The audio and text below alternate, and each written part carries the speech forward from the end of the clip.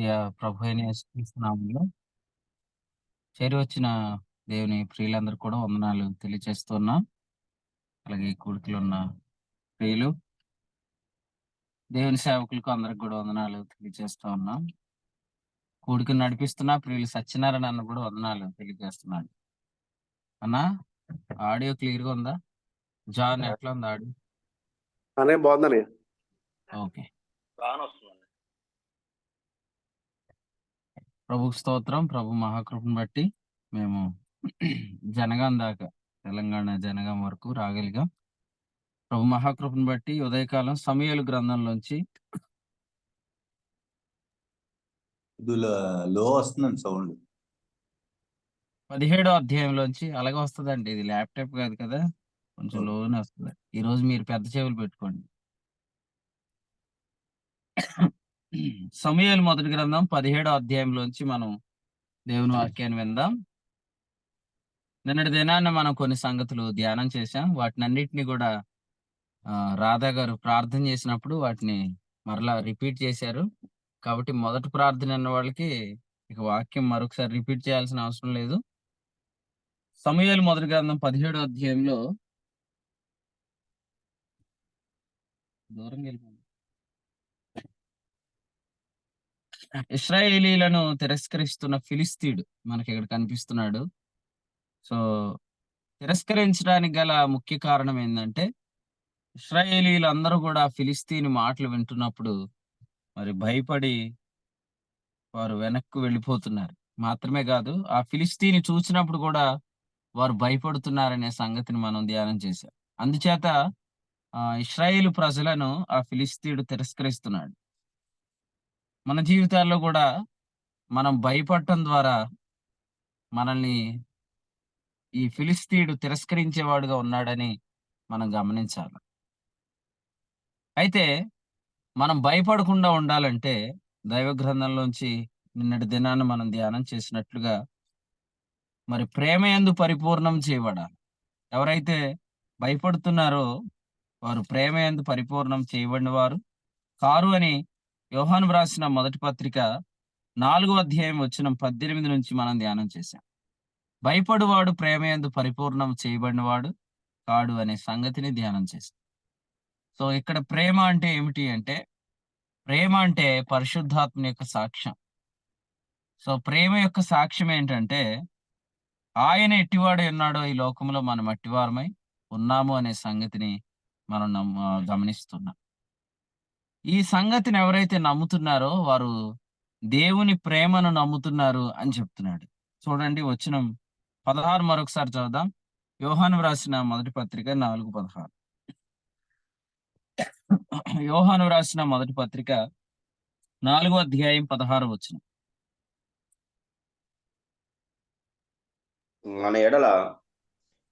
మన ఎడల దేవునికున్న ప్రేమను మనం ఎరిగిన వారమై దానిని నమ్ముకుని ఉన్నాము. దేవుడు ప్రేమస్వరూపై ఉన్నాడు. ప్రేమయందు నిలుచుండు వాడు దేవుని యందు నిలుచున్నాడు. రైట్. ఇక్కడ మన ఎడల దేవునికున్న ప్రేమను మనం ఎరిగిన వారమై దాన్ని నమ్ముకొని ఉన్నాము అన్నాడు. సో దేవుని ప్రేమను నమ్మటం అంటే ఏంటంటే, దేవుని ప్రేమ ఏం చెప్తుంది ఆ సంగతిని నమ్మటం. సో దేవుని ప్రేమ ఏం చెప్తుంది? ఆయన ఎట్టివాడై ఉన్నాడో ఈ లోకంలో మనం అట్టివారమై ఉన్నాం అనే సంగతిని చెప్తుంది. ఈ సత్యాన్ని మనం నమ్మకపోతే మనం భయపడతామన్నమాట. సో భయపడుతున్న మనలను ఈ ఫిలిస్తీయుడు తిరస్కరించేవాడుగా ఉన్నాడు. సో అసలే చాలా క్లియర్ గా దావీదు ఏం చెప్పాడంటే, ఈ సున్నతి లేనివాడు జీవము గల దేవుని సైన్యములను తిరస్కరించుటకు ఎంతటి వాడు అని చెప్పాడు. కాబట్టి క్రీస్తునందు దేవుని ఎదుట మన యొక్క స్థానం ఏమిటి అనేది మనం ఎరగకపోతే మనము ఈ ఫిలిస్తీని యొక్క తిరస్కారాన్ని మనం అనుభవించాల్సి వస్తుందన్నమాట. కాబట్టి మొదటిగా యుద్ధములో నిలబడే మనము దేవుని ఎదుట నిలబడి ఉన్నామనే విషయాన్ని మనం మర్చిపోకూడదు.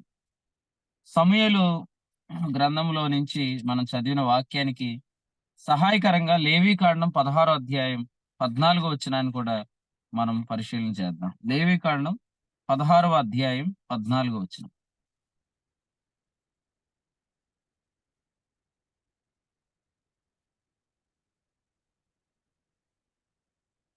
అప్పుడు అతడు ఆ కోడె రక్తములో కొంచెము తీసుకొని తూర్పు ప్రక్కను కరుణాపీఠం మీద తన వ్రేలితో ప్రోక్షించి కరుణాపీఠం ఎదుట తన వ్రేలితో ఆ రక్తములో కొంచెము 7 మార్లు ప్రోక్షించవలెను అని ఇక్కడ వ్రాయబడింది.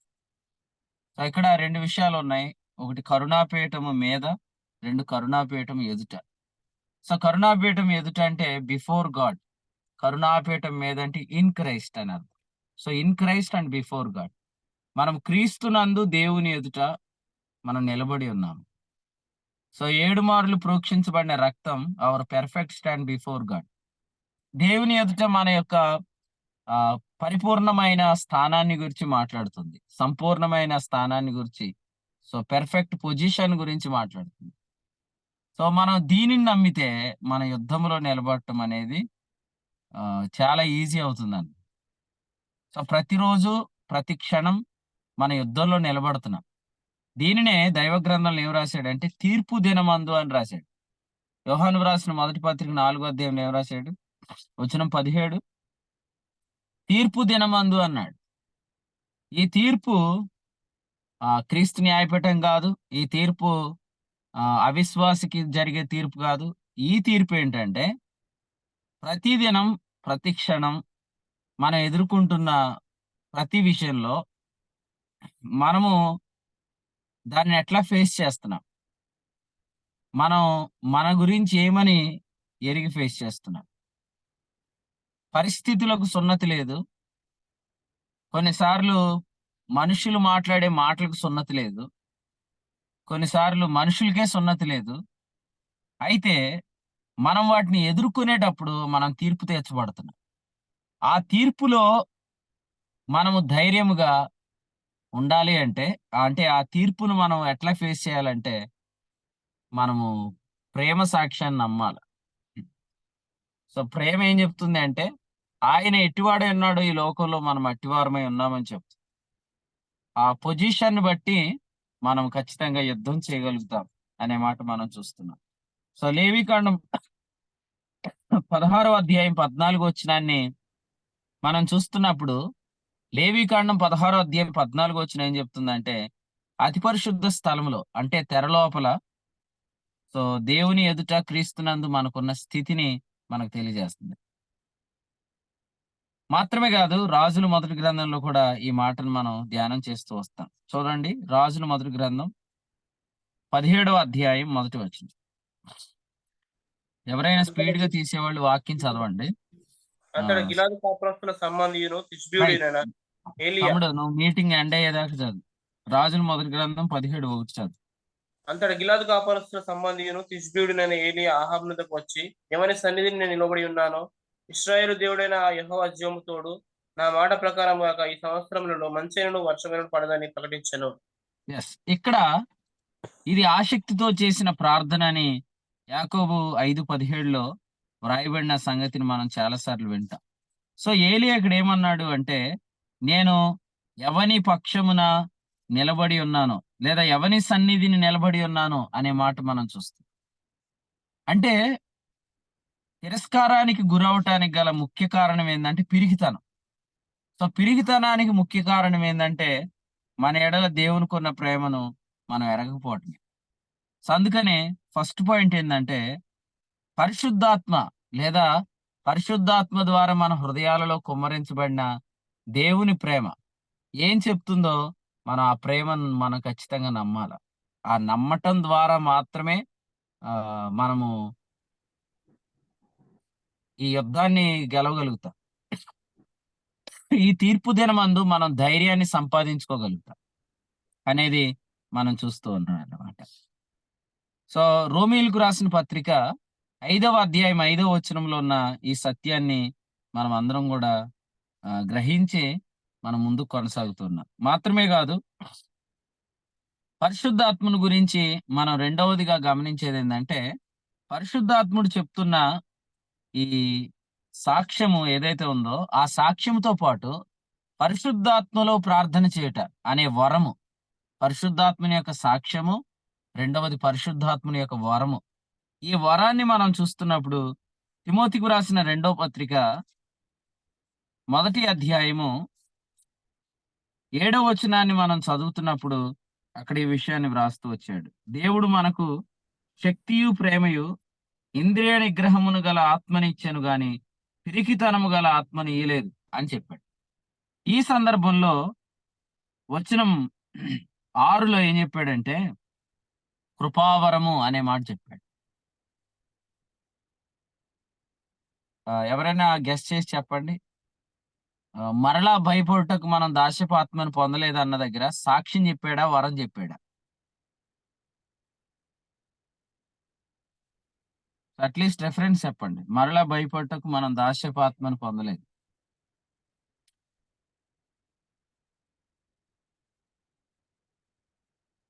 ఇప్పుడు పరిశీలించొద్దండి.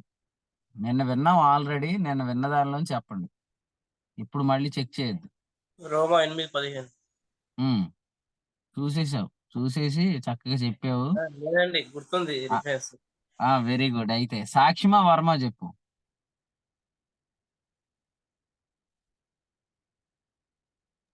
ఇక్కడ సాక్ష్యం చెప్పింది సాక్ష్యం వరం. సాక్ష్యం. సాక్ష్యం అని రాయేసావా గొలియాత్ మీదకి దావీదు వేసినట్టు? అంటే సాక్ష్యం అని ఎలా చెప్తున్నావు? సాక్ష్యం అని ఎలా చెప్తున్నావు? దత్తపుత్రార్థం పొందామని ఉంది కదండి. పొంతనలేని సమాధానం అంటారు దాన్ని. ఏం పాస్టర్ గారు చెప్పండి, ఎవరైనా చెప్పండి. తర్వాత వచనాల్లో వరం గురించి చెప్పాడు. ఎస్, వరం గురించి చెప్పాడా? చదువు బాబు. రోమాపత్రిక 8వ అధ్యాయం 15వ వచనం 16వ వచనం చదువు. నేనేనా? ఎవరు చదివినా ఒకటే కదా. చదువు ప్రశాంత్, చదువు. రోమపత్రిక 8:15 చదివి 16 చదువు. ఏలైనగా మరణ భయపడుటకు మీరు దాస్యపు ఆత్మను పొందలేదు గాని దత్తపుత్ర ఆత్మను పొందుతుంది. ఆ ఆత్మ కలిగిన వారమే మనము అబ్బా తండ్రి అని మొరపెట్టుచున్నాము. మనము దేవుని పిల్లలమని ఆత్మ తానే మన ఆత్మతో కూడా సాక్షిస్తున్నాడు. మరి సాక్ష్యం అని ఉంది కదా, వరం అంటున్నాడు ఏంటి? సాక్ష్యం. ఇదేమో సాక్ష్యాన్ని బట్టి వస్తున్న ధైర్యం, అది వరాన్ని బట్టి వస్తున్న ధైర్యం. ఈ రెండింటిని మనం గమనిస్తున్నాం. రోమాపత్రికలో అనుగ్రహించబడిన పరిశుద్ధాత్మ, అపోస్తుల కార్యాల గ్రంథంలో అనుగ్రహించబడిన పరిశుద్ధాత్మ, ఈ రెండు విషయాలు కూడా స్టడీ చేస్తున్నప్పుడు రోమాపత్రికలో అనుగ్రహించబడిన పరిశుద్ధాత్మ మనకు సాక్ష్యం ఇచ్చే పరిశుద్ధాత్మగా, అపోస్తుల కార్యాలు 2వ అధ్యాయంలో అనుగ్రహించబడిన పరిశుద్ధాత్మ మనకు వరముగా పరిచయం చేయబడ్డాడు. సో ఫస్ట్ పరిశుద్ధాత్మను పరిచయం చేసిన వ్యక్తి ఎవరు? ఫస్ట్ పరిశుద్ధాత్మను పరిచయం చేసిన వ్యక్తి బాప్తిస్మ యోహాను. అపోస్తుల కార్యాల గ్రంథంలో అండి. పేతురు గారు. ఎస్, పేతురు గారు. సో పేతురు మాట్లాడిన సందర్భంలో పరిశుద్ధాత్మల గురించి ఏం మాట్లాడు చూడండి. అపోస్తుల కార్యాల గ్రంథం 2వ అధ్యాయము, అపోస్తుల కార్యాల గ్రంథం 2వ అధ్యాయము వచనం 38 చదువుదాం. అపోస్తుల కార్యాలు 2:38. పేతురు, మీరు మారు మనసు పొంది పాప క్షమాపణ నిమిత్తము ప్రతి వాడు యేసుక్రీస్తు నామమున బాప్తిస్మం పొందుడి. అప్పుడు మీరు పరిశుద్ధాత్మ అను వరం పొందుదురు. ఎస్, ఇక్కడ పేతురు అన్యజనులకు, యూదులకు అపోస్తుడైన పేతురు పరిశుద్ధాత్మను వరము అని పరిశుద్ధాత్మను పరిచయం చేశాడు. సో మరలా అడుగుతాను, ఎవరైనా ట్రై చేయండి. రోమాపత్రిక రాసిన అన్యజనులకు అపోస్తుడైన పౌలు పరిశుద్ధాత్మను గురించి పరిచయం చేస్తూ రోమీలకు రాసిన పత్రికలో 5వ అధ్యాయం 5వ వచనంలో ఆయనను సాక్ష్యం ఇచ్చే పరిశుద్ధాత్ముడిగా చెప్పాడు. Okay, right. పేతురు పరిశుద్ధాత్మను వరముగా ఎందుకు చెప్పాడు? ఆ పేతురు అనే పేరున్న వాళ్ళు ఎవరన్నా ఉన్నారండి మీటింగ్ లో? తీమోన్ పేతురు, నేను అంటున్నాడా? Samuel Peter. పరిశుద్ధాత్మని వరము అని ఎందుకు చెప్పాడు అపోస్తుల కార్యాల గ్రంథంలో? జీవితాన్ని ఇవ్వడానికి. చెప్పు మరి. అనుకోండి మరి, ఆపొద్దు చెప్పేసి. రైట్. వినండి, అపోస్తుల కార్యాల గ్రంథంలో పరిశుద్ధాత్ముడు మొట్టమొదట వచ్చినప్పుడు ఆయన ద్వారా ఒక వరం వచ్చింది అనమాట. నేను నిన్న కూడా చెప్పాను, 9 కృపావరాల్లో పరిశుద్ధాత్ముడు వచ్చినప్పుడు మొట్టమొదట సంఘములో ఉన్నవారు భాషలతో ప్రార్థన చేశారు. అందుకనే పరిశుద్ధాత్మను వరము అని పరిచయం చేశాడు పేతురు. సో పౌలేమో పరిశుద్ధాత్మని యొక్క సాక్ష్యం గురించి మాట్లాడితే, పేతురేమో పరిశుద్ధాత్మని యొక్క వరం గురించి మాట్లాడాడు అనమాట. అందుచేత మన జీవితంలో మనము ధైర్యముగా ఉండాలి అంటే ఖచ్చితంగా వరాన్ని ప్రజ్వలింప చేయాలి, వరాన్ని అలక్ష్యం కూడా చేయకూడదని తిమోతికి రాసిన మొదటి పత్రిక 4వ అధ్యాయంలో మనం చూస్తూ ఉన్నాం అన్నమాట. సో సమూయేలు గ్రంథం మొదటి గ్రంథం 17వ అధ్యాయంలో ప్రభు ఆత్మ మనతో మాట్లాడేది ఏంటంటే, ధైర్యముగా ఉంటే ఫిలిస్తీని తిరస్కారము మనం ఎదుర్కోమన్నమాట. నెక్స్ట్ 32వ వచనం చూడండి.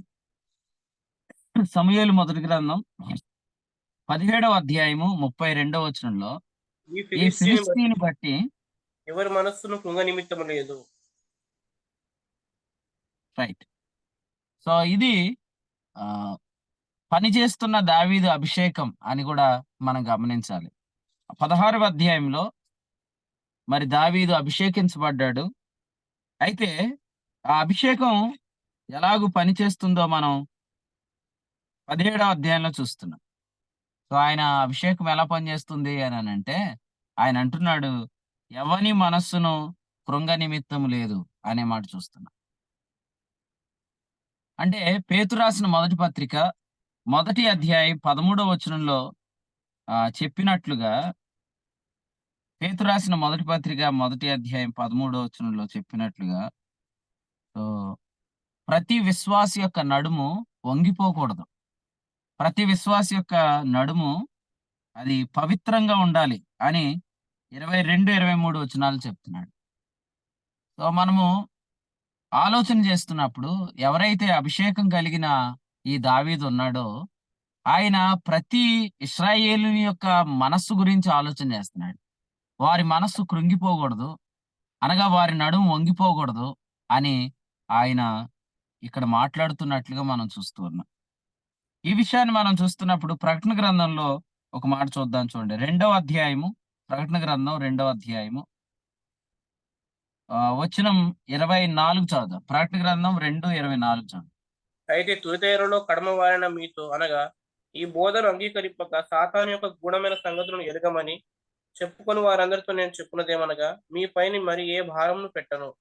రైట్. ఈ వచనం చూడండి, చాలా క్లియర్ గా వ్రాయబడింది, మీ పైన మరి ఏ భారమును పెట్టను అనే మాట ఇక్కడ మనం చూస్తున్నాం.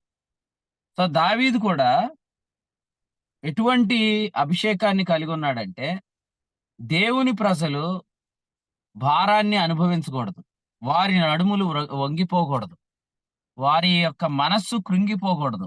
ఇంకా చెప్పాలంటే వారు పవిత్రమైన మనస్సు కలిగి ఉండాలి, వారు సత్యమునకు విధేయులవుట చేత వారి మనసులు పవిత్రంగా ఉండాలి అనే ఒక ఉద్దేశాన్ని కలిగిన అభిషేకాన్ని ఆయన కలిగి ఉన్నాడన్నమాట. ఎవరి నడుము వంగిపోకూడదు, అనగా ఎవరి మనసు కృంగిపోకూడదు అనే మాట మనం చూస్తున్నాం. సో ఇదే అభిషేకం మనం క్రొత్త నిబంధనలో గమనిస్తున్నప్పుడు ఒక మాట చదువుదాం, చూడండి. కొలసీలకు రాసిన పత్రిక 3:27 చూడండి. కొలసీలకు రాసిన పత్రిక 3:27. కొలసీలకు రాసిన పత్రిక 3వ అధ్యాయం 21 వచనం. తండ్రులారా, మీ పిల్లల మనస్సు కృంగకున్నట్లు వారి కోపం పుట్టింపకుడి. రైట్. చూడండి, పరిశుద్ధాత్ముడు కొలసీలకు రాసిన పత్రికను పౌలు గారి చేత వ్రాయించినప్పుడు ఇక్కడ ఏం రాశాడంటే, తండ్రులారా మీ పిల్లల మనస్సు కృంగకుండునట్లు అని రాశాడు. సో అందుకనే ఈరోజు ఎంతమంది అయితే అభిషేకం ద్వారా నడిపించబడుతున్నారో, వారి యొక్క నడిపింపు ఎలా ఉంటుందంటే, ఎవరి మనసు కృంగకూడదు, ఎవరి నడుము వంగిపోకూడదు, సో ఎవరి మనసులు కూడా అపవిత్రం కాకూడదు అనేది మనం ఆలోచన చేస్తామన్నమాట. సో ప్రక్క పరిశుద్ధాత్ముని యొక్క శక్తిని అనుభవిస్తూ మనం ధైర్యంగా ఉండటం మాత్రమే కాదు, మనం ధైర్యంగా ఉండటంతో పాటు ఇంకా అనేక మందిని మనం ధైర్యపరచాలి. సో అది ఎవరి మనసు కృంగకూడదు అనే ఈ మాటను బట్టి మనం నేర్చుకుంటూ ఉన్నాం. దావీదు ఒక ప్రక్క ధైర్యంగా ఉన్నాడు. మాత్రమే కాదు, ఆయన ఇశ్రాయేలీలందరూ ధైర్యంగా ఉండాలని అనుకుంటున్నాడన్నమాట. సో అటువంటి అభిషేకము మన జీవితాల్లో పనిచేస్తూ ఉండాలన్నమాట. మనమందరం కూడా అభిషేకం పొందిన వారమే. యోహాను వ్రాసిన మొదటి పత్రికలో ఈ విషయాన్ని చెప్తూ వచ్చాడు. చదువుదాం రండి. యోహాను వ్రాసిన మొదటి పత్రిక 2వ అధ్యాయము వచనం 27 చదువు. యోహాను వ్రాసిన మొదటి పత్రిక 2వ అధ్యాయం వచనం 27.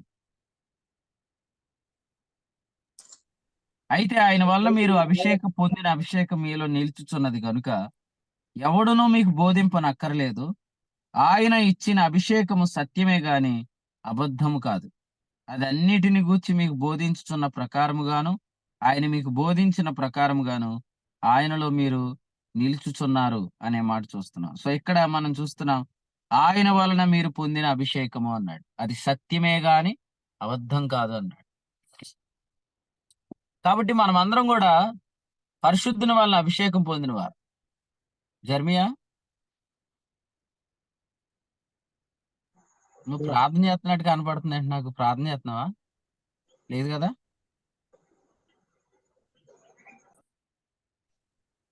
లేదండి. ఓకే. సో యోహాను రాసిన మొదటి పత్రిక 2వ అధ్యాయంలో మనం చదివిన వచనంలో పరిశుద్ధుని వలన మనం అభిషేకం పొందిన వారం అనే మాట మనం చూస్తాం. సో ఈ అభిషేకము మనలో పనిచేస్తుంది అన్నమాట. సో ఆ అభిషేకం మనలో పనిచేస్తున్నప్పుడు మనం దేవుని ప్రజలు ఎవరు కూడా కృంగిపోకూడదు, వారు ధైర్యంగా ఉండాలి అని మనం ఆలోచన చేస్తాం. ఒక ప్రక్క మనం వ్యక్తిగతంగా ధైర్యంగా ఉంటాం. రెండవదిగా ఈ అభిషేకము అందరినీ ధైర్యపరిచే అభిషేకము అనేది మనం చూస్తా ఉన్నాం అన్నమాట. సో దీనికి ఉదాహరణగా ఇంకొక మాట చదువుదాం. తమ్ముడు యెహోషువ, నువ్వు మ్యూట్ లో పెట్టుకోవాలమ్మా, నువ్వు అన్మ్యూట్ చేయకూడదు. దైవ గ్రంథంలోంచి మరొక వచనం చదువుదాం. చూడండి, అపోస్తల కార్యాల గ్రంథం 27వ అధ్యాయం చూడండి. 27వ అధ్యాయము వచనం 33 చదువుదాం. 33. తెల్లవారుతుండగా పౌలు 14 దినముల నుండి మీరేమీ పుచ్చుకొనక ఉపవాసంతో కనిపెట్టుకుని ఉన్నారు కనుక ఆహారం పుచ్చుకొనని మిమ్మల్ని వేడుకొనుచున్నాను. ఇది మీ ప్రాణరక్షణకు సహాయమగును. మీలో ఎవరి తల నుండి ఒక వెంట్రుకైనను నశింపదని చెప్పుచు ఆహారం పుచ్చుకొనని అతని బతిమాలెను. 35 కూడా చదువుతాం. 35. ఈ మాటలు చెప్పి ఒక రొట్టె పట్టుకొని అందరి ఎదుట దేవునికి కృతజ్ఞతాస్తుతులు చెల్లించి దాన్ని విరిచి తినసాగాను. అప్పుడు అందరూ ధైర్యం తెచ్చుకుని ఆహారం పుచ్చుకునేది.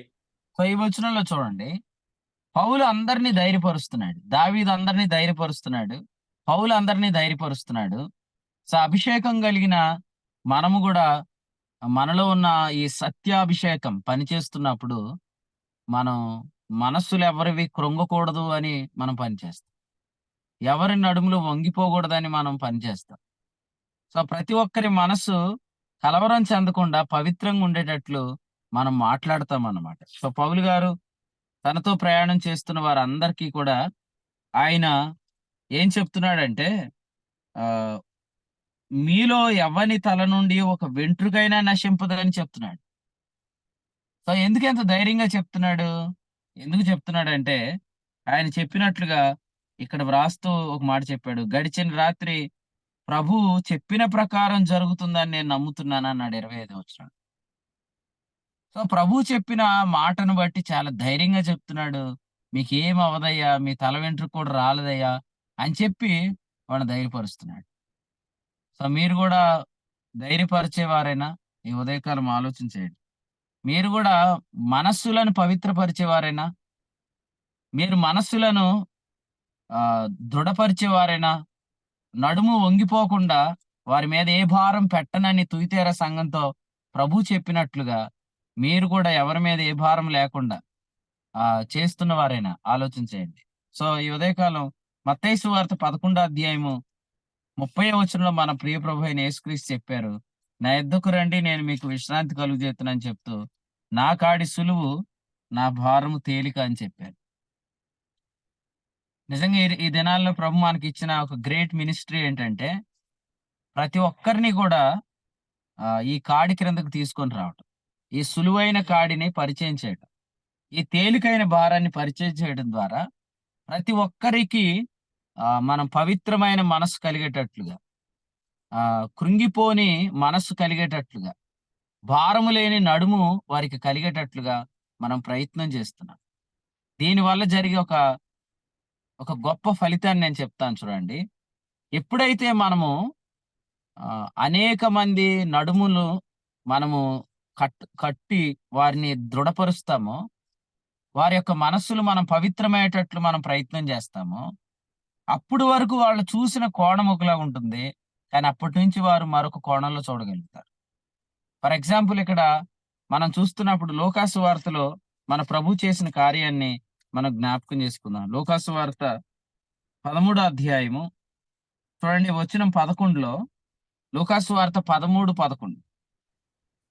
18 ఏండ్ల నుండి బలహీనం పరచు దయ్యం పట్టిన ఒక స్త్రీ అచ్చట ఉండెను. ఆమె నడుము వంగిపోయి ఎంత మాత్రము చక్కగా నిలబడలేకుండా. ఈ మాట వినండి, ఆమె నడుము వంగిపోయింది అనే మాట చూస్తున్నాం. సో మనం ఇంతకు ముందు చెప్పుకున్నట్లుగా దావీదు గాని, తుయితైర సంఘంతో మాట్లాడిన మన ప్రభువు గాని, అలాగే ప్రయాణం చేస్తున్న పౌలు గాని, వీళ్ళందరూ కూడా నడుము వంగిపోయినప్పుడు ఆ నడుమును బాగు చేసే పని చేస్తున్నారు. మనసు కృంగిపోయినప్పుడు ఆ మనసును బాగు చేసే పని చేస్తున్నారు అన్నమాట. సో ఈ సందర్భంలో కూడా 18 ఏండ్ల నుండి బలహీనపరచు దెయ్యం పట్టిన ఈ స్త్రీ ఉంటే, ఆమె చక్కగా నిలబడలేకపోతే ప్రభు ఏమన్నాడంటే 16వ వచనంలో, 18 ఏండ్ల నుండి సాతాను బంధించిన అబ్రహాము కుమార్తె ఈమెను విశ్రాంతి దినమందు ఈ కట్ల నుండి విడిపింపదగదా అని చెప్పాడు. ఆమె నడుము మీద ఆయన చేయి పెట్టి ఏం చేశాడంటే ఆమెను చక్కగా నిలబడేటట్లు బాగు చేశాడు.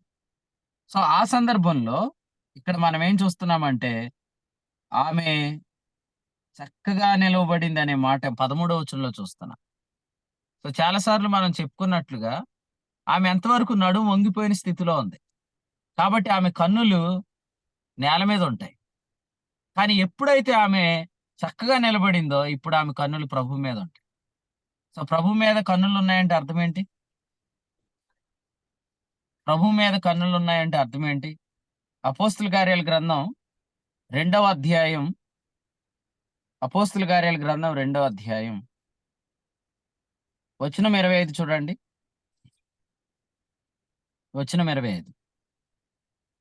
ఆయనను గూర్చి దావీదు ఇట్లనెను, నేనెల్లప్పుడూ నా ఎదుట ప్రభువును చూచున్నాను, ఆయన నా కుడిపార్శ్వమున ఉన్నాడు గనుక నేను కదల్చబడను. దీనినే 16వ కీర్తనలో వ్రాస్తే ఏమన్నాడంటే గురి నిలుపుచున్నాను అని రాశాడు. చూడండి ఆ మాట 16వ కీర్తనలో ఇదే మాట రాస్తూ ఏం చెప్పాడంటే 16వ కీర్తన వచనం 8, సదాకాలం యెహోవా యందు నా గురి నిలుపుచున్నాను అన్నాడు. అంటే ఒక్కసారి గాని మనం నడుము బాగు చేస్తే వారి టార్గెట్ ని వాళ్ళు చూడగలుగుతారు. చాలా మంది బానిసలైపోయి చాలా మంది నడుము వంగిపోయి వారు వాస్తవంగా గురి లేని వారుగా ఉన్నారు. వెంకట్రావు అన్న, మీది కూడా ఆడియో ఆన్ అవుతుంది చూడండి, మైక్ ఆన్ అయింది. సో వీలైనంత వరకు అందరూ వీడియోలు ఆన్ చేసుకోండి, మైక్లు ఆఫ్ చేసుకోండి. వీడియో ఆన్లో ఉంటే మైక్లు ఆన్ అవ్వండి. సో కీర్తనల గ్రంథం 16వ కీర్తనలో మనం చదివిన వచ్చిన భాగంలో ఏముందంటే, యెహోవా యందు నా గురి నిలుపుచున్నాను. మీలో ఎంతమంది బానిసలుగా ఉన్నారు ఆలోచన చేసుకోండి. మీకు నిజంగా మీ నడుము వంగిపోతే, మీ మనసు కృంగిపోతే, మీ గురి మీకు కనబడకుండా చేసేస్తున్నారని అర్థం. మీ మీద ఆ భారం మోపిన వారెవరో, మీ మీద ఆ ఒత్తిడిని మోపిన వారెవరో, మీ మనసు కృంగిపోవటానికి కారకులు ఎవరో, వారు వాస్తవంగా మీ గురి మీరు చూసుకోకుండా చేసేసారు. రాత్రి కూడా మనం చెప్పుకున్నాం కదా, యవన కాలమందు పుట్టిన కుమారులు బలవంతుని చేతిలో బాణములు అన్నాడు. అంటే ప్రభు మన పట్ల గురి ఏంటి?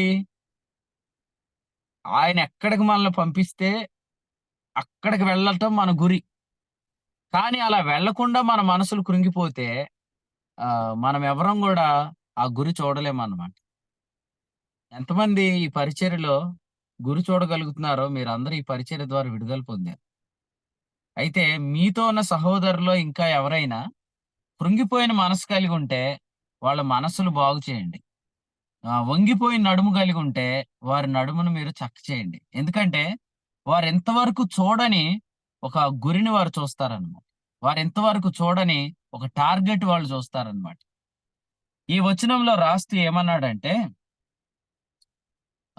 దానిని మనం అక్కడ చదువుదాం చూడండి. అపోస్తుల కార్యాల గ్రంథం 2వ అధ్యాయంలో నీ దర్శనం అనుగ్రహించి నన్ను ఉల్లాసముతో నింపుతున్నావు అన్నాడు. అంటే ఎంతవరకు ఏమి లేదు, దర్శనం లేదు. ఎందుకు దర్శనం లేదు? కళ్ళు మూసుకుపోయినాయి అన్నమాట. ఎందుకంటే నడుం మీద భారం పడిపోయింది. అందుకని నేనేమంటానంటే ఈ ఉదయకాలం ఈ మార్చ్ 6వ తేదీన ఒకవేళ మీ నడుము గాని తేలికైపోతే ఆటోమేటిక్‌గా మీ గురి మీకు కనపడిద్ది. ఈ మార్చి 6వ తేదీన మీ మనస్సుల్లో ఏ విషయంలో అయితే కృంగిపోయినాయో ఆ ఒత్తిడి నుంచి గాని ప్రభు మీకు విడుదలిస్తే ఖచ్చితంగా మీ గురి మీకు కనపడిద్ది. అంతవరకు మీకు ఉల్లాసం ఉండదన్నమాట. సో ఉల్లాసం అంటే అర్థం ఏందంటే ఇక్కడ మనం చూస్తున్నాము నీ దర్శనము నేను చూస్తున్నప్పుడు కలిగే ఉల్లాసం. ఈ ఉల్లాసం అనేది ఆయన దర్శనము ద్వారా మనకు వచ్చేదన్నమాట. సాతాను బంధిస్తే ఇంకెలా వస్తది దర్శనం?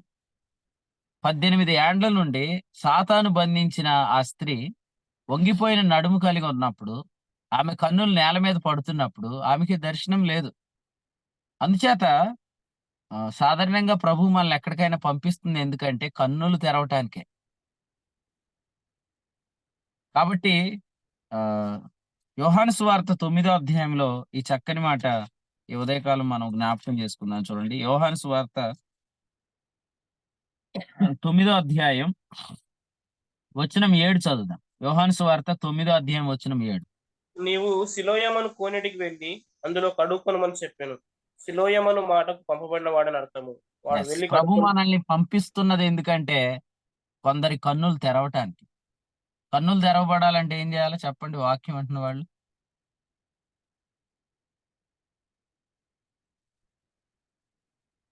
జాన్ పాల్ చెప్పమా. మీకు ఆడియో క్లియర్ గా వస్తుందా? వస్తుందన్న. ఓకే, కన్నులు తెరవబడాలంటే ఏం చేయాలి?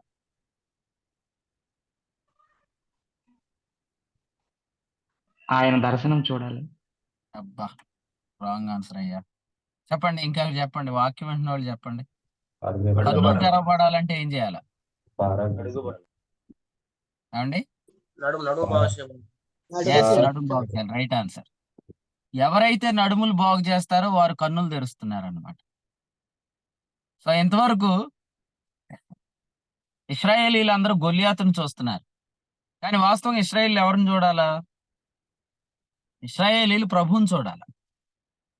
సో ఇంతవరకు మనము భూ సంబంధమైన వాటి మీద మనసు పెట్టాం, కొలసి పత్రిక 3:5. కానీ మనం పైనున్న వాటి మీద మనసు పెట్టాలి, కొలసి పత్రిక 3:1. మరి మన మనస్సును మనము మన కన్నులను పైనున్న వాటి మీద పెట్టాలంటే మన నడుము బాగు చేసేవారు రావాలి. వారెవరంటే పంపబడిన వారు అనే మాట ఇక్కడ మనం చూస్తున్నాం.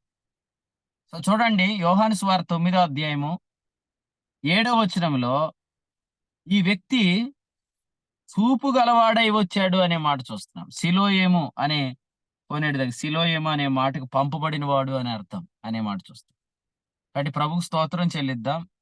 ప్రభు ఎవరినైతే పంపిస్తున్నాడో వారు పంపబడిన వారై వారు నడుములు బాగు చేసి వారు కన్నులు తెరుస్తారన్నమాట. సో కన్నులు ఎందుకు తెరవబడాలి చూద్దాం రండి. ఎఫెసీయులకు రాసిన పత్రిక ఆ గురిలో ఏముందో, ఆ దర్శనములో ఏముందో చూద్దాం. ఎఫెసీయులకు రాసిన పత్రిక 1వ అధ్యాయం. సో జాన్ పాల్ ఎప్పుడు రైట్ ఆన్సర్ చెప్పేవాడు, ఈ రోజు రాంగ్ ఆన్సర్ చెప్పాడంటే వాక్యం సరిగ్గా వినట్లేదు. మీరందరూ చూడండి,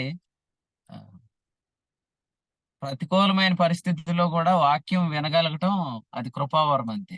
మీరు వాక్యం జాగ్రత్తగా వినండి. చెప్పటం గొప్ప సంగతి కాదు, వినటమే గొప్ప సంగతి. ఎఫెసీయులకు రాసిన పత్రిక 1వ అధ్యాయం వచనం 17 నుంచి 19 వచనాలు. మరియు మీ మనోనేత్రములు వెలిగింపబడినందున ఆయన మిమ్మల్ని పిలిచిన చాలు. చూడండి, ఇక్కడ ఏముందంటే మీ కన్నులు వెలిగించబడ్డాయి కాబట్టి, కన్నులు వెలిగించబడ్డాయి అంటే అర్థం ఏంటంటే ఆయన స్వాస్థ్యం యొక్క మహిమైశ్వర్యం ఎట్టిదో మీరు తెలుసుకోండి. ఆయన యొక్క శక్తి యొక్క మహత్యం ఎట్టిదో మీరు తెలుసుకోండి.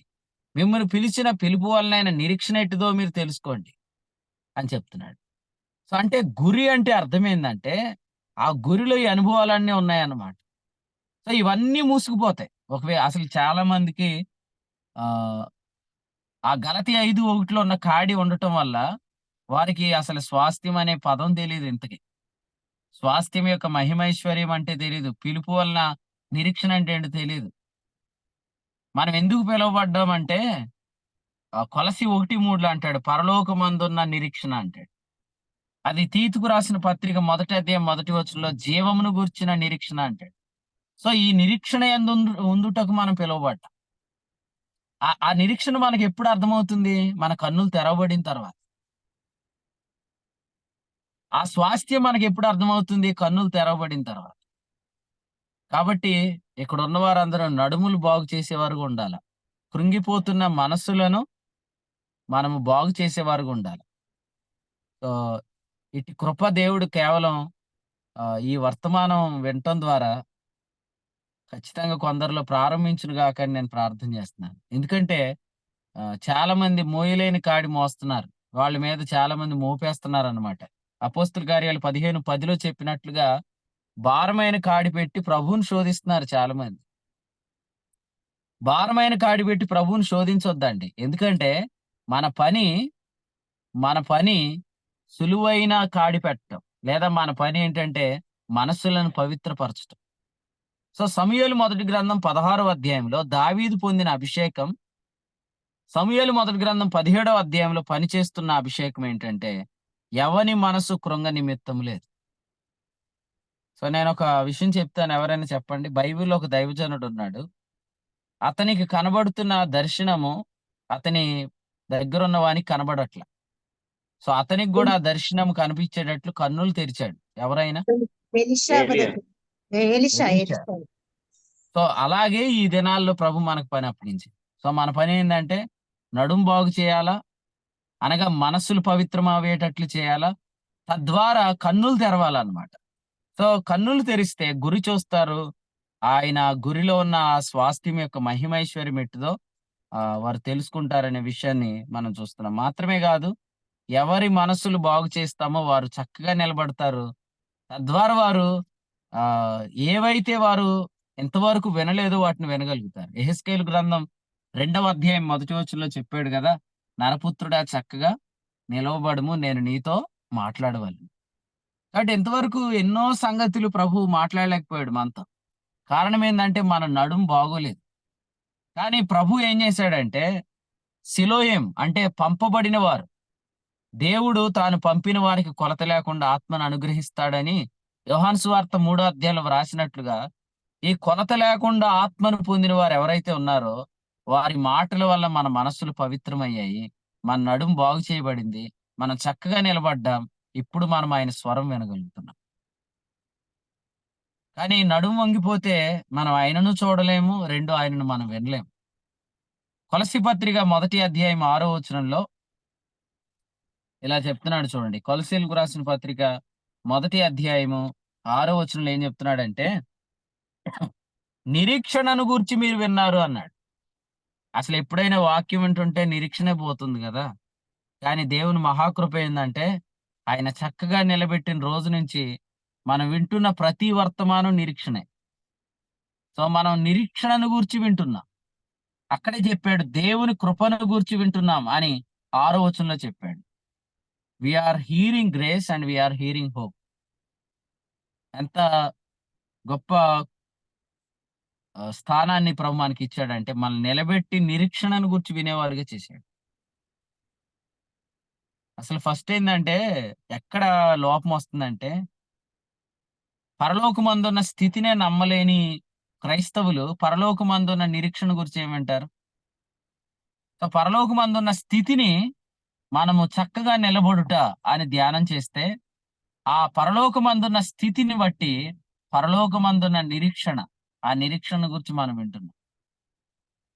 సో, ప్రతిరోజు ఎంతగా మనం నిరీక్షణ గురించి వింటామో మనలో అంత విశ్వాసం పెరుగుతది. మనలో ఎంత విశ్వాసం పెరుగుతుందో మనలో అంత ప్రేమ పెరుగుతుంది.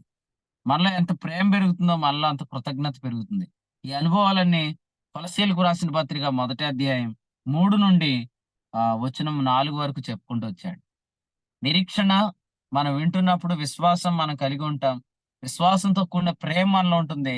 ఆ ప్రేమ కలిగిన జీవితంలో కృతజ్ఞత ఉంటుంది అన్నమాట. అందుకనే చాలా ప్రాముఖ్యమైనది ఏంటంటే దావీదు ఇలా అంటున్నాడు, ఈ ఫిలిస్తీని బట్టి ఎవని మనసు కృంగ నిమిత్తం లేదు. ఇంకా చెప్పాలంటే ఎప్పుడైతే మనం చక్కగా నిలబడతామో ఆయన స్వరం మనకు వినపడుతుందో అప్పుడు అసలు గొలియాతు మాటలు మనకు వినపడవు. సో అది ఇక్కడ మనం ఈ విషయాన్ని బట్టి గమనించాలి. ప్రభువా, శత్రువు మాత్రం మాట్లాడటం ఆగట్లేదు, కానీ నీ ప్రజలు మాత్రం ఆ మాటలు వినటానికి ఇష్టపడుతున్నారు. సో నీ ప్రజలు నీ మాటల మీద లక్ష్యం ఉంచేటట్లు చెయ్యి అనేది దావీదు యొక్క అభిలాష అని మనం గమనించాలి. సో దీనిని పేతురు గారు రాశారు, చదువుదారండి. పేతురు రాసిన రెండో పత్రిక, పేతురు రాసిన రెండో పత్రిక మొదటి అధ్యాయము వచనం 19 చదువుతాం. పేతురు రాసిన రెండో పత్రిక మొదటి అధ్యాయం వచనం 19. మరియు ఇంతకంటే స్థిరమైన ప్రవచన వాక్యం మనకున్నది. తెల్లవారి వేకో చుక్క మీ హృదయములలో ఉదయించు వరకు ఆ వాక్యం చీకటి గల చోట వెలిగించు దీపమైనట్టున్నది. దాని యందు మీరు లక్ష్యం ఉంచిన ఎడల మీకు మేలు. ఓకే. సో ఇక్కడ ఏం చెప్పాడు చూడండి, దాని యందు మీరు లక్ష్యం ఉంచిన ఎడల మీకు మేలు అని చెప్పాడు. దేని మీద లక్ష్యం ఉంచమన్నాడు? ఆయన వాక్యం. గొలియాతు ఎంత గట్టిగా మాట్లాడుతున్నా కూడా అసలు వాటి మీద లక్ష్యం పెట్టొద్దు అని చెప్తున్నాడు. ఎందుకంటే అవి వింటుంటే నువ్వు కృంగిపోతున్నావు. సో అందుకనే ప్రభువా, నీ ప్రజలు చక్కగా నిలబడితే వాళ్ళు నీ స్వరం వినగలుగుతారు. వారు నీ స్వరం వినగలిగితే వారు నీ మాట యందు వారు లక్ష్యం ఉంచగలుగుతారు అనేది దావీదు యొక్క కోరిక అని మనం పేతురు రాసిన రెండో పత్రికలో ఇప్పుడు మనం చదివిన వచనాన్ని బట్టి గమనిస్తూ ఉన్నాం. యేసుక్రీస్తు ప్రభు కూడా ఒకసారి ఆయన చెప్పిన మాట చూడండి. మార్క్స్ వార్త 5వ అధ్యాయం వచనం 36 చూడండి. మార్క్స్ వార్త 5:36. స్పీడ్ గా చదివేయండి. మార్క్స్ వార్త వారు 5:36. చెప్పిన మాట లక్ష్య పెట్టక భయపడకము, నమ్మిక మాత్రం ఉంచుమని సమాజ మందిరపు అధికారులతో చెప్పి పేతురు, యాకోబు సహోదరుడు యోహాను అను వారిని తప్ప మరి ఎవరిని ఇక్కడ ఏమని చూడండి, యేసు వారు చెప్పిన మాట లక్ష్యం పెట్టక అనే మాట చూస్తున్నాం. మనకేం చెప్పాడు? ఆ మాట యందు లక్ష్యం ఉంచిన ఎడల మీకు మేలు అన్నాడు. ఏ మాట? చీకటి గల చోటున వెలుగిచ్చు దీపమై ఉన్న వాక్యం అన్నమాట. అయితే ప్రభుకు స్తోత్రం. మనకేం చెప్తున్నాడు? నీ కుమార్తె చనిపోయింది. అక్కడ చాలా మంది అంటున్నారు నీ కుమార్తె చనిపోయింది అని అంటుంటే ప్రభు అన్నాడు అసలు ఆ మాట నువ్వు లక్ష్య పెట్టొద్దు అన్నాడు. నిన్న చెప్పినట్లే మళ్ళీ చెప్తున్నాను, కొన్ని విషయాలకు మీరు అంత బరువు ఇవ్వద్దు. కొన్ని కామెంట్స్ కి మీరు అంత వెయిట్ ఇయ్యద్దు అన్నమాట. ప్రభు మాటలన్నీ కూడా నిబంధన సంబంధమైన సంగతులు అన్నమాట. నిబంధన సంబంధమైన సంగతులకి ఏముంటది? ప్రతిష్ఠ ఉంటది కదా. నిబంధన సంబంధమైన సంగతులు ప్రతిష్ఠ ఉంటది. మీరు చెప్పే ప్రతి మాటకి ప్రతిష్ఠ ఉంటదా? ఉండదు. అందుకనే హెబ్రీయులకు రాసిన పత్రికలో ఈ మాట చెప్తాడు అన్నమాట. చూద్దాం రండి, హెబ్రీయులకు రాసిన పత్రిక.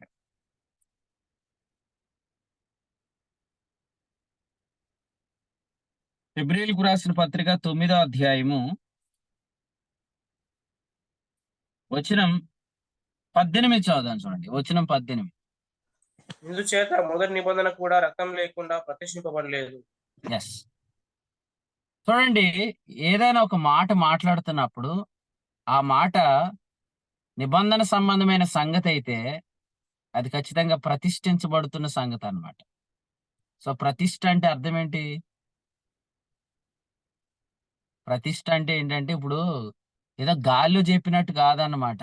ఆ మాట ఎస్టాబ్లిష్ అవుతుంది అన్నమాట. సో ఒక వ్యక్తి ఏదైనా మాట్లాడుతున్నప్పుడు అవి నిబంధన సంబంధమైన సంగతులు కానప్పుడు మనం దానిని ఎంత మాత్రం కూడా లెక్క చేయాల్సిన అవసరం లేదు. ఎందుకంటే అవి రక్తం చేత ప్రతిష్ఠించబడే కాదు. నేను ఒక మాట చెప్తాను, మీరు మాట్లాడుతున్న ప్రతి మాటకి వెనకాల ప్రభు అయిన యేసుక్రీస్తు రక్తం ప్రోక్షించబడుతుందా? కాకపోతే మీరు మాట్లాడుతున్నాయి నిబంధన సంబంధమైన మాటలు కాదన్నమాట. యేసు ప్రభు మాట్లాడితే ఏం మాట్లాడాడు? యోహాను సువార్త 6వ అధ్యాయం 63లో ఏముంది? నా మాటలు ఆత్మయు జీవమై ఉన్నవి అని చెప్పాడు. అంటే ప్రభువు మాట్లాడిన ప్రతి మాట కూడా అది నిబంధన సంబంధమైన సంగతులు అన్నమాట. అవి రక్తము చేత ప్రతిష్ఠించబడతాయి. అలాగే మనం కూడా మాట్లాడే ప్రతి మాట కూడా ప్రతిష్టగా ఉండాల. ఏదో సరదాగా మాట్లాడాను, కాలక్షేపం కొరకు మాట్లాడాను, ఇలా అనుకోని మాట్లాడాను అనే మాటలు, కృంగదీసే మాటలు, మనస్సులను అపవిత్రపరిచే మాటలు, మనుషులను కలవరపరిచే మాటలు, ఏ మాటలైతే ఉన్నాయో ఆ మాటలు నువ్వు లక్ష్య పెట్టకూడదు. ఎందుకు పెట్టకూడదంటే ఆ మాటలు ఎవరైతే మాట్లాడుతున్నారో వాటి వల్ల ఏ కార్యాలు జరగవు. కానీ దేవుడు మాట్లాడే ప్రతి మాట వల్ల కూడా కార్యం జరుగుతుంది.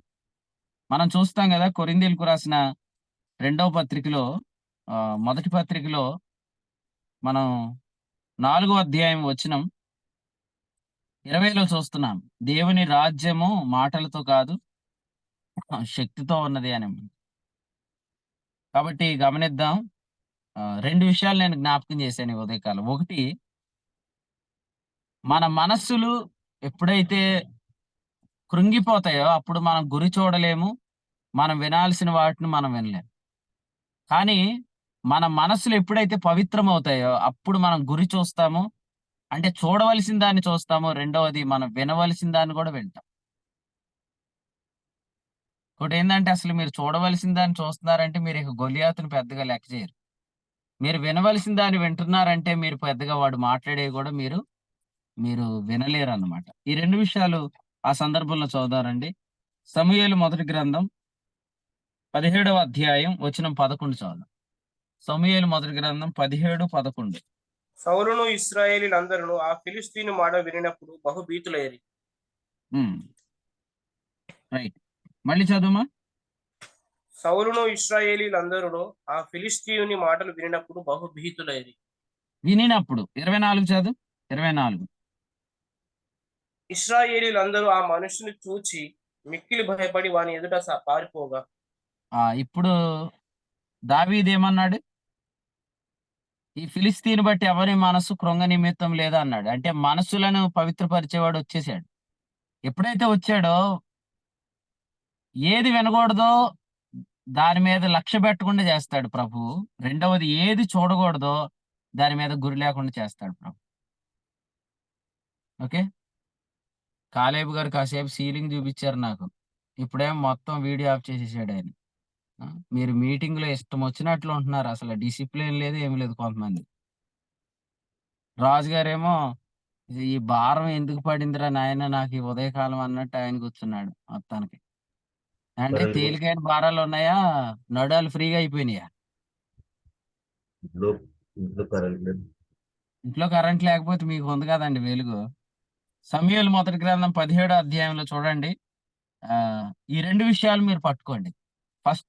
ఫస్ట్ పాయింట్ ఏంటంటే ఆయన మన మనసులను పవిత్రపరిచినప్పుడు మనము చూడవలసిన వాటిని చూస్తాము. రెండవది మనం వినవలసిన వాటిని వింటాం. తర్వాత ఇక్కడ సమూయేలు మొదటి గ్రంథం 17వ అధ్యాయంలో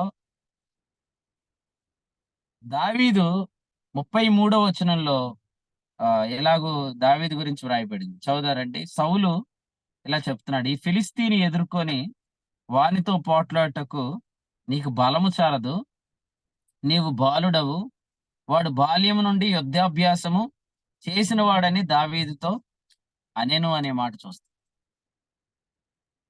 ఈ విషయంలో ఇప్పుడు దావీదు ఎవరి మనసు కృంగకూడదని దావీదు కోరుకుంటున్నాడు. అసలు దావీదే కృంగేటట్లు సౌలు మాట్లాడుతున్నాడు. ఇంకో విషయం ఏంటంటే అసలు అందరి మనసులు బాగు చేసే వాడిని కూడా పాడు చేస్తున్న వాళ్ళు ఉన్నారు. అంటే అందరినీ ధైర్యపరిచే వాడిని కూడా బలహీనపరిచే వాళ్ళు ఉన్నారు అనే మాట మనం చూస్తున్నాం. సో ఎందుకు ఇలా జరుగుతుంది అని అంటే ఇప్పుడు చూడండి, చాలా మంది మనసులను బాగు చేసేవాడు అయితే నువ్వు ఖచ్చితంగా నీ మనసు గాని కృంగదీస్తే దాని ఎఫెక్ట్ మిగిలిన వాళ్ళ మీద కూడా ఉంటది. సో ఇది టార్గెట్ అన్నమాట. సో అందుకనే అనేకుల మనసులను బలపరుస్తున్న దావీదు యొక్క మనస్సును కృంగదీస్తున్నాడు సౌలు. సో ఈ విషయంలో జాగ్రత్తగా ఉండాల్సింది ఎవరు చెప్పండి? వాక్యం అంటున్న వాళ్ళు చెప్పండి. ఈ విషయంలో జాగ్రత్తగా ఉండాల్సింది ఎవరు? మనమే మనమే అని నన్ను కలుపుకోవద్దండి. నేనే నువ్వెందుకు? నీ విషయం చెప్పేందుకే. అరే నువ్వెందుకు? నువ్వెందుకు? ఇప్పుడు అంటే నా చెప్పిన ద్వారా పాయింట్ చాలా మంది చెప్పాలా? ఆ ఎఫెక్ట్ చాలా మంది మీద ఉంటది కదండి. ఆ ఇప్పుడు నేను కృంగిపోతే నా ద్వారా చాలా మంది కృంగిపోతారు కదా. ఎందుకు? స్కూల్ టీచర్ వానా? మరి కాదండి ఇప్పుడు చెప్పండి. మనం ధైర్యంగా లేకపోతే మన మనం సహోదరులు కూడా అనొద్దు అని చెప్పానా? మనం అనొద్దు. నేను నన్ను నేను కలుపుకోవద్దు. నీ గొడవ చెప్పు. నేను అన్నా. చెప్పు. నేను కృంగిపోతే నా చుట్టూ ఉన్న వాళ్ళు కూడా నీ చుట్టూ కొంచెం ఉన్న అర్థం వాళ్ళందరూ ఎందుకు కృంగిపోతారు? మీ ఇంటి పక్కోళ్ళ? చుట్టూ ఉన్న వాళ్ళంటే ఇప్పుడు నేను ఎంత క్లియర్ గా చెప్పాను. అంత సౌలు క్లియర్ గారు గా ఎందుకు చెప్పట్లేదు? వినండి. జాగ్రత్తగా వినండి. ఇప్పుడు దావీదు ఎవరు? ఇశ్రాయేలీలు ఎవ్వరి మనసు కృంగకూడదు అనుకునేవాడు. అలా కృంగకూడదని కోరుకున్న దావీదు మనసు కృంగదీసేవాడు ఎవరు? సౌలు.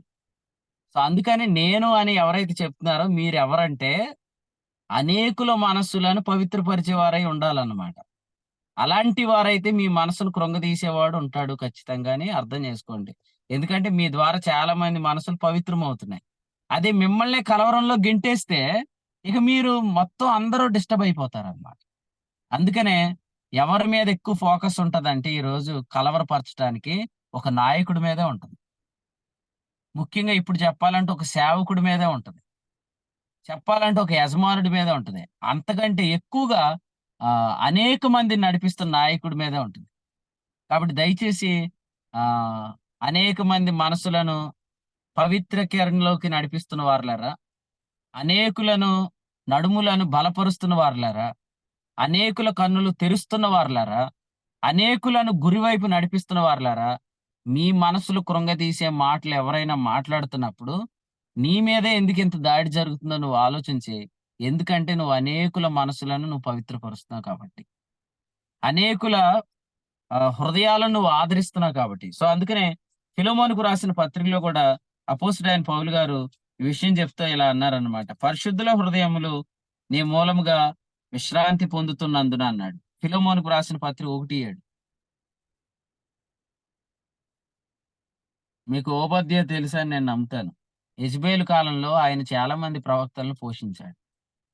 సో, అలాగే ఈ దినాల్లో చాలా మంది శిష్యులను తయారు చేస్తున్న వాళ్ళున్నారు. చాలా మంది విశ్వాసులను బలపరుస్తున్న వాళ్ళున్నారు. మరి ఇటువంటి వారి మీద ఎంత అటాక్ ఉంటదో తెలుసా?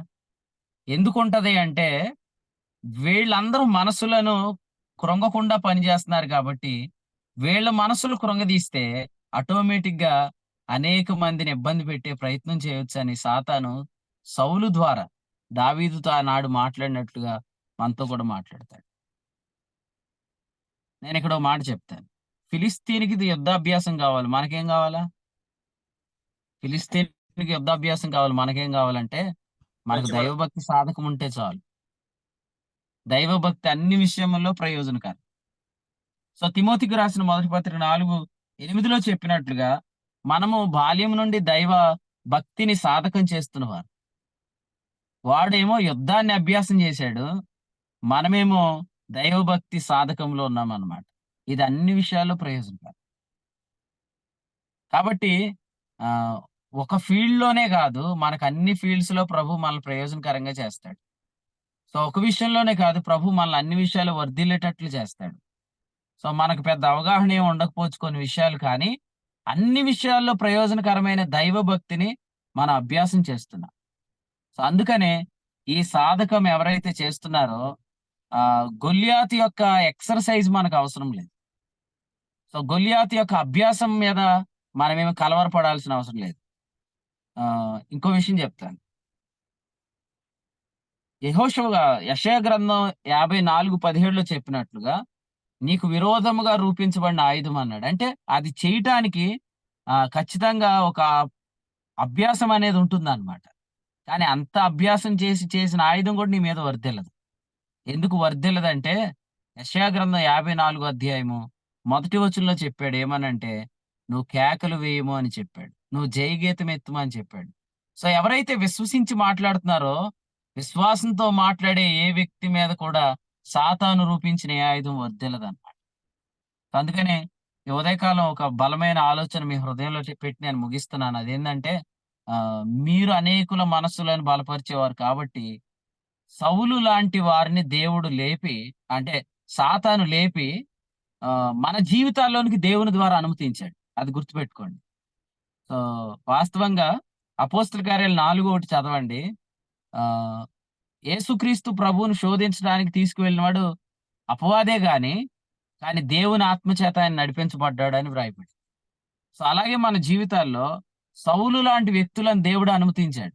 వీళ్ళేం చేస్తున్నారంటే అనేకులను కలవరాల నుంచి బయటకు తెస్తున్న వారిని వీళ్ళు కలవరాల్లోనికి నెట్టేస్తున్నారు. ఒక్క మాట ఇక్కడ చెప్పి నేను ముగిస్తాను. బైబిల్‌లో ఇస్కరియోతు యోధా పాపము ఎక్కువైందని ఎవరు చెప్పారు? బైబిల్‌లో ఇస్కరియోతు యోధా పాపము ఎక్కువైనదని ఎవరు చెప్పారు?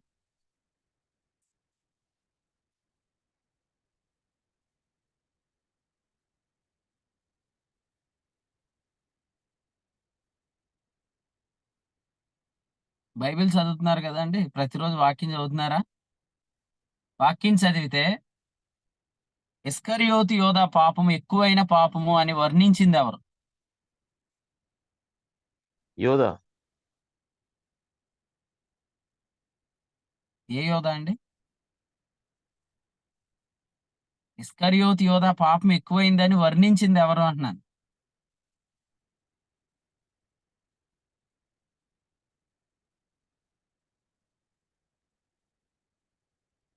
ఒక్కళ్ళైనా చెప్పట్లేదండి. యేసు ప్రభు. Right answer. Right answer. Yesukreestu ప్రభు పిలాతుతో మాట్లాడితే ఏమన్నారంటే, నిన్ను నన్ను నీకు అప్పగించిన వాడిది ఎక్కువైన పాపం అని చెప్పాడన్నమాట. సో, మీరు ఆలోచన చేయండి. అనేకుల హృదయాలను ఆదరిస్తున్న ఒక వ్యక్తి యొక్క మనసును కృంగదీస్తున్న వారు, అనేకులను కలవరాల్లో నుంచి బయటకు తెస్తున్న వాడిని కలవరంలోనికి నెట్టేస్తున్న వారు, అనేకుల మనస్సులను పవిత్రపరుస్తున్న వాని యొక్క మనస్సును బాధ పెడుతున్న వారు ఎవరైతే ఉంటారో వాళ్ళ పాపం ఎక్కువైన పాపం. అందుకనే అసలు ఇంకోటి చెప్తాను. ఎవడో దొరకనట్టు నువ్వే సాతాను గడికి ఎందుకు దొరికావు? అది కూడా ఈ ఉదయకాలం ఆలోచన చేసుకో. ఇస్కరియోతు యోధయే సాతానికి ఎందుకు దొరికాడు? అలా నువ్వు ఎందుకు దొరుకుతున్నావు? ఎందుకంటే ఈ ఒక వ్యక్తిని దేవుడు లేపి ఇతని ద్వారా అనేకుల హృదయాలు ఆదరించబడేటట్లు చేస్తే, అతని హృదయాన్నే ఆదరణకు దూరం చేస్తున్న వ్యక్తులు సాతానుకు దొరికారంటే వీళ్ళు ఎంత అవకాశం ఇచ్చుకుంటే సాతానుకు దొరికారో ఆలోచించండి. ఒక వ్యక్తిని ప్రభువు లేపి అనేకుల మనస్సులను పవిత్రపరుస్తుంటుంటే అటువంటి వ్యక్తి యొక్క మనస్సునే అపవిత్రం చేసే మాటలు మాట్లాడుతున్నారంటే అసలు నువ్వు సాతానికి ఎలా దొరికావో ఆలోచన చేసుకో. కాబట్టి ఈ ఉదయకాలం ఒక హెచ్చరిక, మరొక ఆదరణ, క్షేమాభివృద్ధికరమైన సందేశాన్ని మనం వింటూ ఉన్నాము. కాబట్టి ఈ ఉదయకాలం ఈ తలంపులు మనం ఇంతటితో ముగిద్దాం. సమూయేలు మొదటి గ్రంథం 17వ అధ్యాయంలోంచి మరొక వర్తమానం మనం రేపు ఉదయకాలం విందాం. ప్రభు ఈ తలంపులు మనందరి కొరకే దీవించును గాక. మొదటి విషయము, దావీదు మనస్సు కృంగకూడదు అని చెప్పిన అనుభవము. రెండవది, మనస్సు కృంగకూడదని కోరుకున్న దావీదు మనసే కృంగదీసే సౌలు యొక్క అనుభవము. ఈ రెండు విషయాలు కూడా మనం గమనిస్తున్నాం. ప్రభు మిమ్మల్ని సిలోయేము అనుభవంలో ఉంచితే మీరు పంపబడండి ఆయన చేత, అనేకుల నడుములు బాగు చేయండి, అనేకుల మనసులు పవిత్రపరచండి, అనేకుల కన్నులు తెరవజేయండి, అనేకులకు గురి కలిగేటట్లు మీరు పనిచేయండి, అనేకులు ఆయన వాక్యం వినేటట్లుగా వారి చెవులు తెరవబడినట్లు మీరు పనిచేయండి. ప్రభు మనకి ఇచ్చిన డ్యూటీ ఏంటంటే కన్నులు తెరవటం, చెవులు తెరవటం. ఒకవేళ ఎవరైనా మనల్ని తృణీకరించారనుకోండి, ఒక రాయి వలె మనల్ని తీసి బయటపడేశారనుకోండి, ప్రభువే వారి చెవులు మూసేస్తాడు, వారి కన్నులు మూసేస్తాడు. కాబట్టి మనమైతే నమ్మకమైన దేవుని కుమారులం మాత్రమే కాదు, ఆయన తోడు జత పనివారం. ఆయనతో కలిసి పరిచర్య చేద్దాం. ఈ పరిచర్యలోను అనేకుల మనసులను బాగు చేసేవాడు ఉండాలి. అనేకులను అపవాది కట్ల నుండి విడిపించేవాడు ఉండాలి. ఒకవేళ ఎవరైనా నీ మనస్సును పాడు చేస్తున్నట్లయితే నువ్వు దయచేసి బాధపడొద్దు. కారణం ఏందంటే అనేకుల హృదయాలు నీ మూలంగా విశ్రాంతి పొందుతున్నాయి. కాబట్టి ప్రభువు నీకు ఖచ్చితంగా న్యాయం చేస్తాడు. ప్రభు ఈ తలంపులు మనందరి వినికిడిలో దీవించును గాక. మరొక వర్తమానం కొరకై కనిపెట్టుకొని ప్రభు సన్నిధిలో రేపు ఉదయకాలం మనం సమూయేలు మొదటి గ్రంథం 17 నుంచి మరొక మెసేజ్ మనం విందాం. ప్రభు ఈ తలంపులు మన కొరకై దీవించును గాక. ఆమేన్. ప్రభు స్తోత్రం. సమూయేలు మొదటి గ్రంథం 17వ అధ్యాయం నుంచి శ్రేష్టమైన వర్తమానం విన్నాం. ఫిలిష్తీయుని తిరస్కారానికి కారణం మనలో ఉన్న పిరికితనమని, మరి ఎప్పుడైతే మనలో ఉన్న ప్రేమ సాక్షిని నమ్ముతామో మనం ధైర్యం కలిగి వాడిని ఎదుర్కొంటామని మనము విన్నాము. అలాగే మరి మనం అనేకుల నడుములను బాగు చేయవారమని, అలాగే అనేకులు ప్రభు మీద గురి పెట్టలాగున వాళ్ళు గురి మీద లక్ష్యం ఉంచేలాగున మనం చేయవారమని, అనేకుల కన్నులు తెరిచేవారమని, మరి ప్రభు స్వరం వినేలాగున చేయవారమని ఈ యొక్క వర్తమాన దినం ద్వారా విన్నాము. అలాగే ఆహ్, సౌలు ఎలాగైతే దావీదు మనసుని కృంగదీసేలా మాట్లాడారో, అలాగే అనేకుల మనసులను బాగు చేయి మన మనసులను కూడా మరి కృంగజేసేవారు ఉంటారని, మరి మనం విశేష జాగ్రత్త కలిగి ఉండాలని మరి ఈ యొక్క వర్తమానం ద్వారా విన్నాం. శ్రేష్టమైన వర్తమానం అందించినటువంటి దేవుని సేవకులకు కూడిక పక్షాన వందనాలు తెలియజేస్తున్నామండి. అలాగే ఇంతవరకు కూడిక నడిపించిన సత్యనారాయణ గారికి, అలాగే ఆహ్, వర్తమాన వాక్యం విన్నటువంటి దేవుని సేవకులకు, అలాగే ప్రియులందరికీ, మరి ఈ కూడికలో ప్రార్థన చేసిన వారికి, కీర్తనలు పాడిన వారికి, వాక్య భాగాన్ని చదివినిపించిన వారికి, అలాగే వాక్యం కొరకు కూడా ప్రార్థించిన వారికి మన ప్రభు యేసుక్రీస్తు నామములో వందనాలు తెలియజేస్తున్నానండి. ఈ సమయంలో మరి ఈరోజు, రేపు ఈ 4 దినాలు తెలంగాణ ప్రాంతంలో జరగబోయే పరిచయ నిమిత్తమై ఈ యొక్క ప్రార్థనలు జ్ఞాపకం చేసుకోవాల్సింది కోరుతా ఉన్నాం. ఈరోజు ఆదిలాబాద్‌లో కూడా సాయంత్రకాల సమయంలో మరి సువార్త ఆశీర్వాద కూడిక జరగబోతుంది. దాని నిమిత్తమై కూడా మీ ప్రార్థనలో మీ యొక్క వ్యక్తిగత ప్రార్థనలు జ్ఞాపకం చేసుకోగలరు. ఈ సమయంలో ముగింపు ప్రార్థనతోటి మనము కూడికను ముగింపు చేసుకుందామండి. మన మధ్య ఉన్న దేవుని సేవకులు సాయాన్ని ఉన్నారు. శ్రీలంక ప్రాంతం నుంచి వారు ముగింపు ప్రార్థన చేస్తారు. మనం కూడిక ముగింపు చేసుకుందాం. అన్నయ్య తమ్ముడు వందనాలు. తమ్ముడు తమ్ముడు వందనాలు. అది సందీప్ గారు వాళ్ళ మదర్ గురించి కూడా ఈరోజు ఉదయం 10 గంటలకి ఆపరేషన్ చేస్తున్నారు కాకినాడ హాస్పిటల్లో. దాని కొరకు కూడా ప్రార్థన చేయమని చెప్పండి. మనతో చేరువస్తున్న ప్రియులు, మరి హైదరాబాద్ ప్రాంతం నుంచి చేరువస్తున్న ప్రియులు సందీప్ గారు, వారి అమ్మగారు మరి రొమ్ము క్యాన్సర్తో మరి అనారోగ్య పరిస్థితిలో ఉన్నారు. వారికి ఈరోజు మరి ఆపరేషన్ జరగబోతుంది కాబట్టి ఆ యొక్క ఆపరేషన్ నిమిత్తమై మీ యొక్క ప్రార్థనలు జ్ఞాపకం చేసుకోవాల్సిందిగా మరి అందరూ ప్రార్థించవలసిందిగా కోరుతా ఉన్నాను. మరి ఈ సమయంలో మరి దేవుని సేవకులు సాయాన్న మరి ముగింపు ప్రార్థన చేస్తారు. మనం కూడిక ముగింపు చేసుకుందాం. అన్నయ్య వందనాలు. వందనాలు. దయగల తండ్రి, కృపగల మా దేవ, మీ ఘనమైన పరిశుద్ధమైన నామాన్ని బట్టి స్తోత్రాలు స్తుతులు చెల్లించుకుంటున్నాం నాయన. ఉదయకాలంలోనే మీరు మా మనసులను దృఢపరిచి ఆదరించిన విధానం బట్టి స్తోత్రాలు చెల్లిస్తా ఉన్నాం. మనసులను పొంగు చేసే దుష్టుడు నాయన మరి కేవలము బాధ్యత కలిగిన నాయకుల మీద, సేవకుల మీద, నాయన మరి పెద్దల మీదనే వాడు దృష్టి సారించి అనేక మనసులను పొంగజేసేటువంటి వాడుగా వాడు ఉంటుండగా నాయన, మీరు మమ్మల్ని బలపరిచి ఆదరించినందులకై స్తోత్రాలు చెల్లించుకుంటున్నాం. నా తండ్రి, పరిశుద్ధుల హృదయాలు మా మూలంగా ఆదరించబడాలని, దృఢపరచబడాలని, మనసులు నాయన, నడుములు నాయన బలపరచబడటం ద్వారా కన్నులు తెరవబడి నాయన ప్రభువైన యేసుక్రీస్తును స్పష్టంగా చూడగలుగుతామని నేర్పించిన విధానం బట్టి స్తుతులు చెల్లించుకుంటూ నాయన, మరి దుష్టుని మాటలు లేకపోతే మనసులను కృంగజేసే వారి మాటల మీద లక్ష్యం ఉంచగా నాయన మీ మాటల మీద లక్ష్యం ఉంచేటువంటి వారుగా నాయన మమ్మల్ని అందరినీ కూడా నాయన మరొకసారి దృఢపరిచినందులకై, స్థిరపరిచినందులకై స్తోత్రాలు చెల్లించుకుంటూ నాయన, మరి నిరీక్షణ గురించి వింటూ ఉన్నాం, కృపను గురించి వింటూ ఉన్నాం నాయన. మీరు వినిపిస్తున్న విధానం బట్టి స్తోత్రాలు చెల్లించుకుంటూ నా తండ్రి, దావీదు వలె నాయన ఎవరు మనసు కూడా మా ద్వారా కృంగకుండా నాయన మీ మాటల మీద లక్ష్యం ఉంచి మీ వైపు చూస్తూ సాగిపోయిన వాళ్ళలో మమ్మల్ని నడిపించమని నాయన, ప్రియులు సందీప్ గారి తల్లి గారి కొరకై ప్రార్థన చేస్తా ఉన్నాం. కృప చూపించండి. ఇంతవరకు నాయన మీరు చేసిన ప్రతి మేలును బట్టి మిమ్మల్ని స్తుతిస్తూ ఉన్నాం నాయన. సందీప్ గారి విషయంలో మీరు కృప చూపించి నాయన మీ సోదరులను మీరు బలపరిచి దృఢపరిచారు.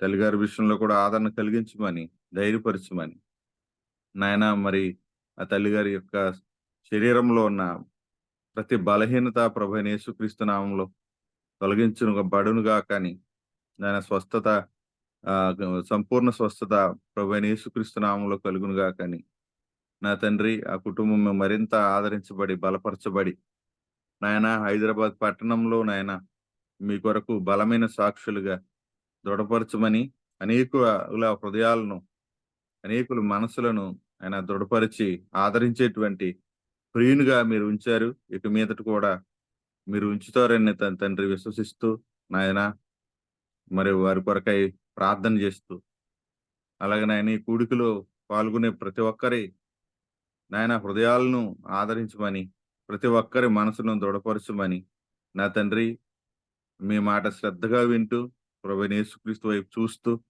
నా తండ్రి సాగిపోయే అనుభవాల్లో ప్రతి ఒక్కరిని దయచేయమని నా తండ్రి మీకే మహిమ ఘనత ప్రభావములు ఆరోపించుకుంటూ ఈ దినమున జరగాల్సిన పరిచర్యలో తోడై ఉండమని నాయన మీ సేవకుని కావలసిన వాక్శక్తిని అనుగ్రహించి, ఆత్మ నడిపింపును అనుగ్రహించి, నాయన పరిచర్య పొందబోయేటువంటి వారికి అవసరమైనటువంటి సంగతులు అనుగ్రహించి, వర్తమానం ఇచ్చి, వారి మనసులను దృఢపరిచి, నాయన వారి హృదయాలను ఆదరించి నా తండ్రి సంఘాలు నాయన విశ్వాసులు క్షేమాభివృద్ధి పొందినట్లుగా మీరు వర్తమానాలు దయచేసి మహిమ పొందమని మీకే మహిమా ఘనత ప్రభావంలో ఆరోపించుకుంటూ ఈ కుడుకులో ఉన్న ప్రతి ఒక్కరిని బట్టి మీకు స్తోత్రాలు చెల్లించుకుంటూ వర్తమానము నాయన పొందుకొని ప్రత్యక్షత ద్వారా నాయన మరి సందేశాన్ని పంచిపెట్టినటువంటి మీ సేవకుని కూడా జ్ఞాపకం చేసుకోమని నా తండ్రి ప్రయాణంలో మీరు నడిపించిన విధానం బట్టి స్తోత్రాలు చెల్లించుకుంటూ గమ్యం చేరుకొని మిమ్మల్ని ఘనపరిచి స్తుతించే భాగ్యము కలుగచేయమని మీకే మహిమా ఘనతా ప్రభావములు ఆరోపించుకుంటూ మా ప్రభువైన యేసుక్రీస్తు వారి ద్వారా స్తుతులు చెల్లించి ప్రార్థించడికి వేడుకుంటున్నాం తండ్రి. ఆమేన్. ప్రార్థించిన దేవుని సేవకులకు ప్రభునామమున వందనాలు తెలియజేస్తూ మరి ఒకరికొకరు వందనము తెలియజేసుకున్నట్లయితే కూడిక ముగింపు చేసుకున్నామండి. అందరికీ వందనాలు. అందరికీ వందనాలు. అందరికీ వందనాలు. అందరికీ మన ప్రభు అయిన యేసుక్రీస్తు నామములో వందనాలు. అందరికీ వందనాలు. అందరికీ వందనాలు. అందరికీ వందనాలు. అందరికీ వందనాలు. అందరికీ వందనాలండి. అందరికీ వందనాలు. వందనములు. చెప్పు చెప్పు. వందనాలండి. అందరికీ వందనాలు. అందరికీ వందనాలు. అందరికీ వందనాలండి.